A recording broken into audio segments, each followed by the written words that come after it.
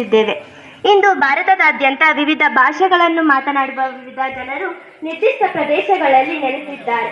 ಆದರೆ ಸ್ವಾತಂತ್ರ್ಯದ ಪೂರ್ವದಲ್ಲಿ ಮತ್ತು ಸ್ವಾತಂತ್ರ್ಯದ ನಂತರದಲ್ಲಿ ವಿವಿಧ ಭಾಷೆಗಳನ್ನು ಮಾತನಾಡುತ್ತಿದ್ದ ಜನರು ವಿವಿಧ ಪ್ರದೇಶಗಳಲ್ಲಿ ಹಂಚಿ ಹೋಗಿದ್ದರು.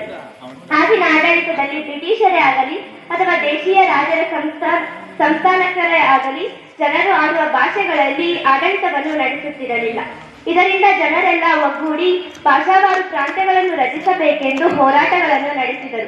ಜನರ ಆಡಳಿತವನ್ನು ಉತ್ತಮಗೊಳಿಸಲು ಜನರ ಭಾಷೆಯನ್ನು ಆಧರಿಸಿದಂತಹ ಭೌಗೋಳಿಕ ಗಡಿಗಳನ್ನು ಸ್ಥಾಪಿಸಬೇಕೆಂದು ಒತ್ತಾಯಿಸಿದರು. ಇದರ ಹಿನ್ನೆಲೆಯಲ್ಲಿ 1956ರಲ್ಲಿ ರಾಜ್ಯ ಪುನರ್ವಿಂಗಡಣಾ ಕಾನೂನನ್ನು ಜಾರಿಗೆ ತರಲಾಯಿತು.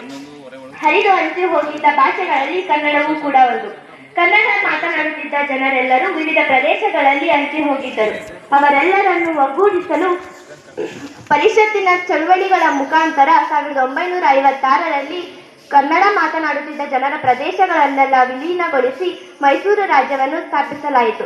ನಂತರ 1973 ನವೆಂಬರ್ 1ರಂದು ಮೈಸೂರು ರಾಜ್ಯಕ್ಕೆ ಕರ್ನಾಟಕ ಎಂದು ಮರುನಾಮಕರಣ ಮಾಡಲಾಯಿತು.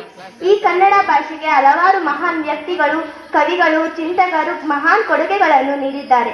ಇಂತಹ ಕನ್ನಡವನ್ನು ಉಳಿಸೋಣ, ಬೆಳೆಸೋಣ, ರಕ್ಷಿಸೋಣ ಎಂದು ಹೇಳುತ್ತಾ ಈ ಪುಟ್ಟ ಭಾಷಣವನ್ನು ಮಾಡಲು ಅವಕಾಶ ಕೊಟ್ಟಂತ ತಮ್ಮೆಲ್ಲರಿಗೂ ವಂದಿಸುತ್ತಾ ನನ್ನ ಭಾಷಣವನ್ನು ಮುಗಿಸುತ್ತಿದ್ದೇನೆ.